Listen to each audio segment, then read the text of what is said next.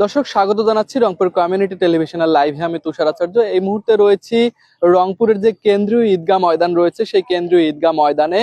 আজ কিন্তু ভোর থেকেই রংপুরে প্রবল বৃষ্টি, সেই সাথে বজ্রপাত কিন্তু শুরু হয়েছিল এবং সেটি সকাল 8:30 পর্যন্ত স্থায়ী ছিল।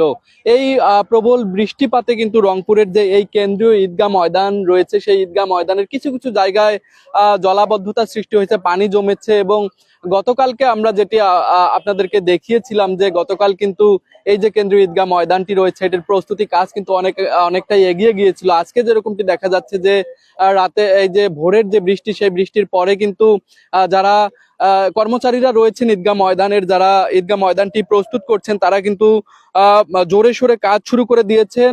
যেরকমটি আমাদের গতকাল ডেকোরেটর যে মালিক রয়েছেন এই ঈদগাহ ময়দানের, যিনি দায়িত্ব পেয়েছেন ঈদগাহ ময়দানটি সাজানোর, তিনি যেরকমটি জানিয়েছিলেন যে আজকের মধ্যেই কিন্তু আজকে দুপুরের আগেই কিন্তু তারা এই ঈদগাহ ময়দানটি প্রস্তুত করতে বদ্ধপরিকর। এবং অপরদিকে যে সিটি কর্পোরেশনের যিনি নবনিযুক্ত প্রশাসক মাহফুজুন নবী ডন, তিনি কিন্তু গতকালকে ঈদগাহ ময়দান পরিদর্শনে এসে আমাদের যেরকমটি জানিয়েছিলেন যে এই যে ঈদগাহ ময়দানটি রয়েছে এই ঈদগাহ ময়দানের যে সকল প্রকারের যে প্রস্তুতি সেটি কিন্তু আজকে বিকেলের মধ্যেই কিন্তু শেষ করার আশা করছেন তারা। এবং মুসল্লিরা এই ঈদগাহ ময়দানটিতে কিন্তু একসাথে প্রায় 35 থেকে 40 হাজার মুসল্লি কিন্তু নামাজ আদায় করতে পারেন এবং মুসল্লিদের যে নির্বিঘ্নে মুসল্লিরা যেন ঈদের নামাজ আদায় করতে পারেন তার জন্য কিন্তু সকল প্রকারের তারা যে পূর্ব প্রস্তুতি কিন্তু নিচ্ছেন। আমরা দেখেছি গতকালকে যে রোলার দিয়ে কিন্তু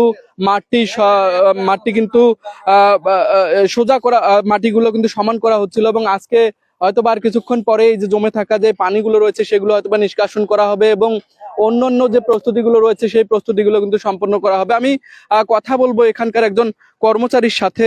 আপনারা তো কাজ করছেন ঈদগাহ ময়দান প্রস্তুত করার জন্য, একটু বলবেন যে কেমন চলছে এখন কাজ? কাজ ভালো চলছে ভাই, কাজ মোটামুটি ভালো চলছে। কি আশা করছেন কতক্ষণ পর্যন্ত কাজ শেষ হয়ে যাবে? তাও মনে কর আসরের আগে শেষ হইবে। আচ্ছা, সকল প্রকার প্রস্তুতি শেষ হয়ে যাবে? সব শেষ হয়ে যাবে, কাপড় টাপড় বাসটা শোক বাঁধা হইবে। দর্শক, যেরকমটি এই কর্মচারী জানালেন যে আসরের আগেই কিন্তু এই সকল প্রকারের যে প্রস্তুতি সেগুলো কিন্তু তারা শেষ করার আশা করছেন। এবং এই যে জমে থাকা যে পানিগুলো আপনাদের দেখাচ্ছিলাম ক্যামেরায়, সেই জমে থাকা পানিগুলো কিন্তু নিষ্কাশন করা হবে। সেই সাথে মুসল্লিরা যেন নির্বিঘ্নে নামাজ আদায় করতে পারেন এই কেন্দ্রীয় ঈদগাহ ময়দানে, তার জন্য যত ধরনের প্রস্তুতি এবং যত ধরনের ব্যবস্থা গ্রহণ করা দরকার সব কিন্তু সিটি কর্পোরেশন নিয়েছেন এবং নিবেন বলে আমাদেরকে নিশ্চিত করেছেন রংপুর সিটি কর্পোরেশনের যিনি প্রশাসক রয়েছেন তিনি। আর সেই সাথে এখানে যারা কাজ করছেন দায়িত্বপ্রাপ্ত তারাও কিন্তু আমাদের এই বিষয়টি জানিয়েছেন। তো রংপুর যে কেন্দ্রীয় ঈদগাহ ময়দানটি রয়েছে ঈদগাহ ময়দানের এখনকার যে পরিস্থিতিটা আপনাদের দেখাচ্ছিলাম যে কিছু কিছু জায়গায় বৃষ্টির যে পানি সেটি কিন্তু জমে রয়েছে। বেলা বাড়ার সাথে সাথে কিন্তু এই পানিটা নিষ্কাশন করা হবে এবং এই মাঠটি কিন্তু আবার সুন্দরভাবে আবারও তৈরি করা হবে। এবং অনাকাঙ্ক্ষিত যদি কোনো দুর্যোগ পরিস্থিতির আগামীকালকে তৈরি হয় বৃষ্টি, সেই তখন কিন্তু রংপুরের যে মডেল মসজিদ রয়েছে সেই মডেল মসজিদে কিন্তু ঈদের নামাজ আদায় করার একটি পরিকল্পনা রয়েছে। এবং আগামীকাল কিন্তু নির্ধারিত সময় সকালেই কিন্তু এই যদি কোনো প্রকারের প্রাকৃতিক দুর্যোগ না হয় তাহলে কিন্তু এখানে অনুষ্ঠিত হবে ঈদের প্রধান জামাত। তো দর্শক, সংযুক্ত ছিলাম এতক্ষণ আরসি টিভিতে আমি তুষার আচার্য। সংযুক্ত থাকবেন আমাদের সাথে রংপুরের থেকে শুরু করে পুরো বাংলাদেশের সর্বশেষ সংবাদ জানার জন্য।